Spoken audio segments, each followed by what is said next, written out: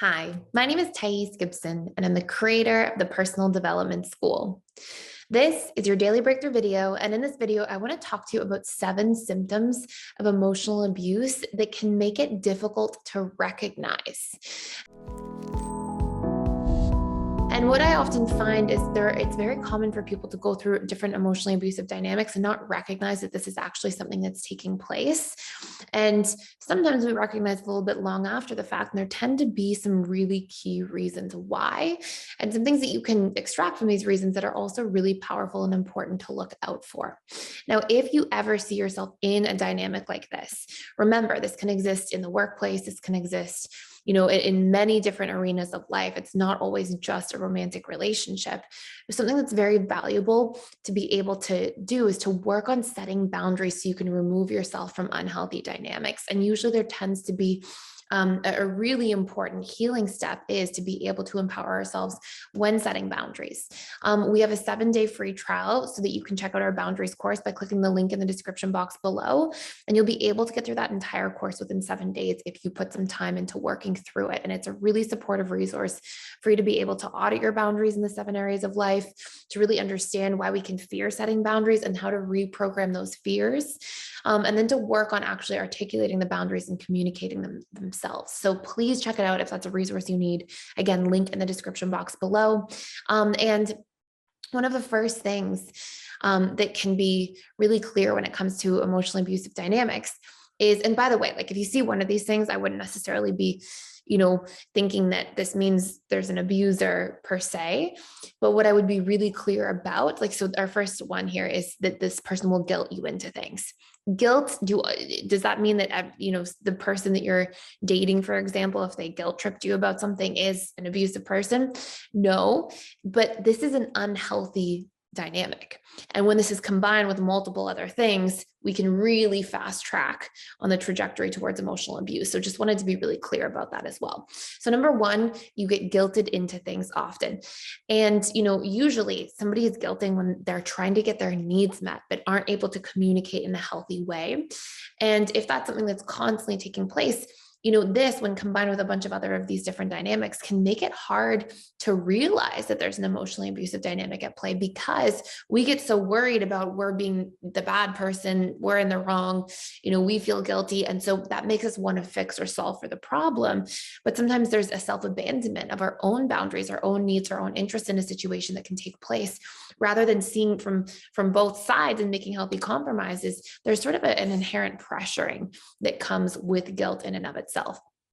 Number two, another thing that's interesting that can be why we can have a hard time recognizing these things at first is often in an emotionally abusive dynamic, things start off really great. And our subconscious mind is programmed through repetition and emotions. Whatever we repeatedly see, hear, experience, and emote according to over time tends to program our initial perception about something. So, there's sort of the one up if we started on a good path.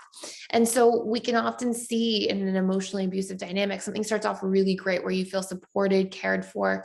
Maybe you feel protected, maybe you feel safe. And then when things start to really take a turn, it can create this sort of confusion at a subconscious level where we're like, hold on, but I trust this person. I feel like, I've invested in this, and why can things, how is it possible that things are changing? And it makes somebody often doubt themselves in a dynamic. And so it's really important to be aware of that. Number three, the emotional abuser often forces the other person to question themselves, right? They're often turning things around, putting it back, and are quick to blame the person on the other end of the dynamic or relationship. And this can also create a lot of confusion in the situation. And number four, we'll often see a lot of consistent small put downs over time that are used to create self-doubt, right? And again, these can be small put downs or these can be large put downs, but oftentimes you'll hear things about how you're selfish or, whatever it might be. And when that's consistently there over time, we have inevitably and eventually end up questioning ourselves, because through repetition and emotion, when we hear these things, these ideas get imprinted at the subconscious level. And now we get into a position where we're going, oh, but is it me? Am I doing the wrong thing? Am I the one causing this problem? Am I the one causing this person's actions to be the way that they are? Oh, maybe, it's me. And so I should be, doing this. Or I'll often hear people say things like this too. Oh, am I overreacting? Am I in the wrong? And I've heard people in that position, and it's like, you learn to basically invalidate your own feelings over time when you have, again, not one of these things, but multiple of these things in general. One of these things is unhealthy, period, and should be like very much treated like a red flag and communicated about and set boundaries around, and perhaps even exit a relationship over. But when we see a lot of these dynamics, we're usually dealing with somebody who doesn't just have an unhealthy pattern like guilt tripping you, but who actually may be emotionally abusive to a certain degree. And again, I want to like really just in so much of, as I was putting these things together, these videos together, I was, I really want to highlight that this isn't just romantic relationships, right? This can occur with a sibling, this can occur with a family member, this can occur in the workplace with different social structures and entities. Like, this can occur in so many different forms in life. And so we always want to be mindful of that too. Number 5, sometimes you won't recognize things because you're isolated. And we were talking about this sort of in a past video and part of this series, but isolation in general just makes it difficult to have a reference point for what you're feeling. You sort of have your blinders on, and this is your experience and the person's experience. But when you have other people in your life being able to say, that's not healthy, this doesn't make sense, these patterns are not okay, you shouldn't be made to feel this way, all of a sudden you've got other people's opinions, and now you have these different reference points for reality. But when you are isolated, that really shuts it off. And so often you'll see a huge component, obviously in romantic relationships, it's very obvious. A lot of times people who are being emotionally abused are being isolated quite a bit, right? And they're usually seeing friends less and family members less, and just safe people in their life a lot less. Number 6, we have gaslighting. And this makes it really difficult to recognize things because you're told, even though, this is what your factual reality was, you are made to feel like that was wrong, and your experience of reality is wrong. And that's made to be questioned all the time.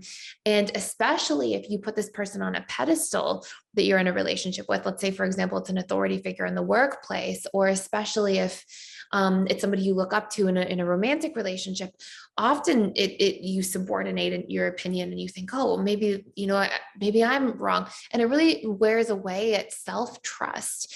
And that in and of itself is a bit of a traumatic experience. And so important to recognize that. And number 7, what we often see is there's this need to constantly win over the approval of the other individual. And it can be because that's what eventually meets your needs, or it can be for many different reasons.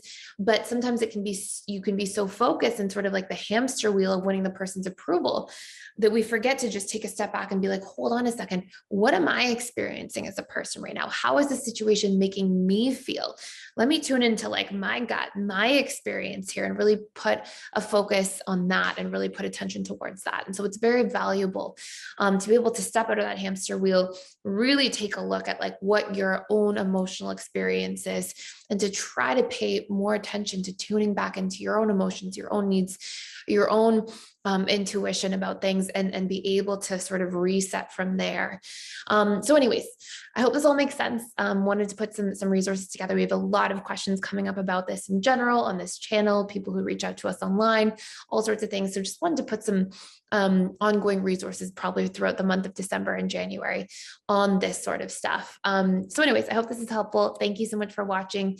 And again, if you want to do some work on like emotional mastery and belief reprogramming after going through painful experiences like this, setting boundaries, both those courses are in the school, and you can definitely get through one in a week if you put some time in. So you can check them out for free for those 7 days.